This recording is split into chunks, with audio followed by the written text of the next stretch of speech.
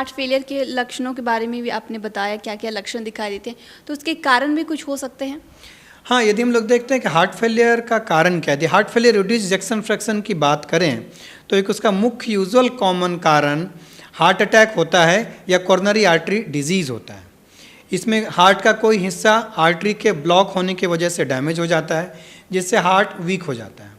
इसके अलावा कारण की बात करें तो इसमें मायोकार्डाइटिस या कोई हार्ट में इन्फेक्शंस होना बहुत कॉमन है, या इससे रिलेटेड कोई भी इन्फेक्शन हो या तो उसके वजह से भी हार्ट वीक होता है। और यूजुअली कई बार बिना कारण के जेनेटिक भी हो सकता है, इसे डायलेटेड कार्डियोमायोपैथी यूजुअली बोलते हैं। बट अल्टीमेटली यदि हार्ट वीक हो गया तो सबका इलाज ऑलमोस्ट सिमिलर ही होता है। बात करें कि हाइपरटेंशन की, तो क्या इसकी वजह से भी ये समस्याएं हो सकती हैं? हाँ, बिल्कुल हो सकती है। यदि हम लोग बात करें तो हाइपरटेंशन से heart failure with normal ejection fraction या heart failure with reduce ejection fraction दोनों हो सकती है।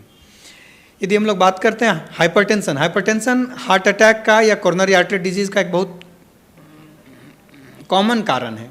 इसके वजह से हार्ट अटैक होता है और हार्ट अटैक के बाद हार्ट फेलियर होता है।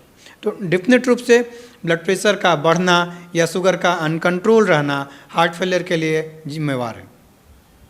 तो क्या किन किन तरीक़ों से बचाव किया जा सकता है? अगर किसी को हार्ट फेलियर की समस्या हुई है, अगर वो डॉक्टर के पास गया है, तो उपचार के दौरान किस किस तरीके से वो बचाव कर सकता है?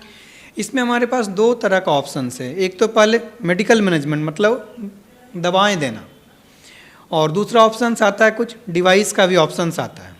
सबसे पहले हम लोग मेडिकल मैनेजमेंट या दवाओं की बात करें तो हार्ट वीक होने की वजह से हर जगह सूजन हो गया है, तो जो एक्स्ट्रा फ्लूइड है शरीर में उसे निकालना सबसे पहला इम्पोर्टेंस होता है। यदि एक्स्ट्रा फ्लूइड निकल जाने से शरीर में सिम्टम्स में आराम हो जाता है। जैसे सांस फूल रहा हो तो सांस फूलना कम हो जाएगा, पाँव में सूजन है तो वो कम हो जाएगा। दूसरा बात आता है कुछ ऐसी दवाएं जो हार्ट को वापस से मजबूत करने में मददगार हैं। इसमें 3-4 ग्रुप की दवा है, जैसे beta blocker, S neuter ARBs या आर्नीज की बात करते हैं, मिनरलोकॉर्टिकॉइड एंटागोनिस्ट की बात करते हैं, और एक SGLT2 इनहिबिटर। ये ग्रुप की दवाएं हैं जो हार्ट को वापस मजबूत बनाने में मदद करती है। हार्ट वाले इंडिविजुअल्स में मृत्यु दर को भी डिक्रीज करती है। तो ये कुछ दवाओं का ऑप्शन है। दूसरा उपाय आता है कुछ डिवाइस लगाने का।